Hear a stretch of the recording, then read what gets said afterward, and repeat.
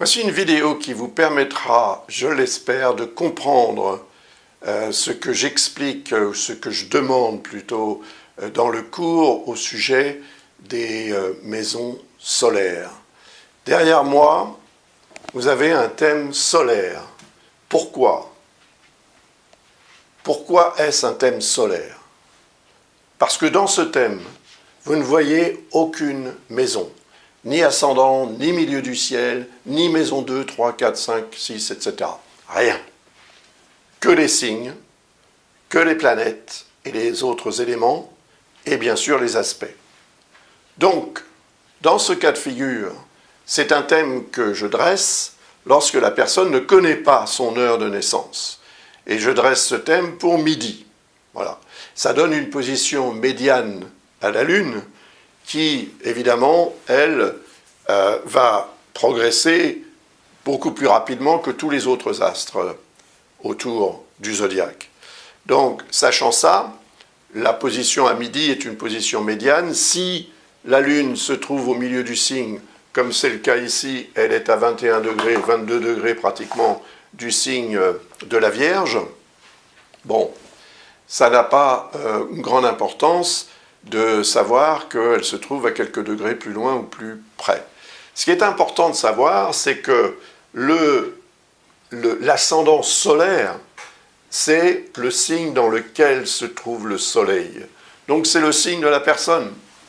En l'occurrence, ici, le signe de la Vierge. Et le maître d'ascendant solaire, c'est donc Chiron, qui se trouve ici dans le signe du Bélier. Alors, si l'ascendant solaire est le signe de la personne, on va lui mettre 1. La balance devient la maison 2, le scorpion la maison 3, 4, 5, 6, 7, 8, 9, 10, 11 et 12. Voilà. Et ça nous permet d'avoir en fait des maisons dites solaires. Mais ces maisons solaires, on ne va pas les déterminer de manière précise comme quand on fait un thème qui est domifié à partir d'une heure de naissance. Là, on n'en a pas. Donc, on prend le signe entier.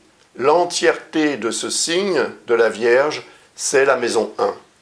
Et tout ce qui s'y trouve, Mercure ici dans l'occurrence, la Lune aussi, est en maison 1.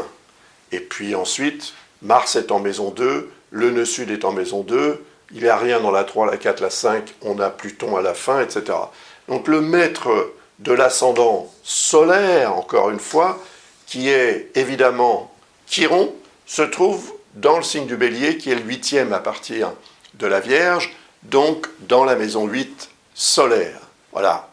Et le maître de la maison 8 solaire devient Mars, puisque la maison 8 solaire se trouve en Bélier, donc Mars devient le maître de cette maison 8 solaire, et il se trouve en Balance, qui est le deuxième signe à partir de la Vierge, donc il se trouve dans la maison 2 solaire.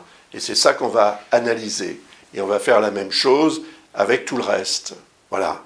Donc j'espère que cette courte vidéo vous permettra de comprendre et de répondre aussi aux questions qui sont posées en ligne dans le formulaire qui, évidemment, a trait à ce genre de choses. Voilà. Je vous remercie de votre attention et je vous souhaite bon courage et bonne continuation. Au revoir.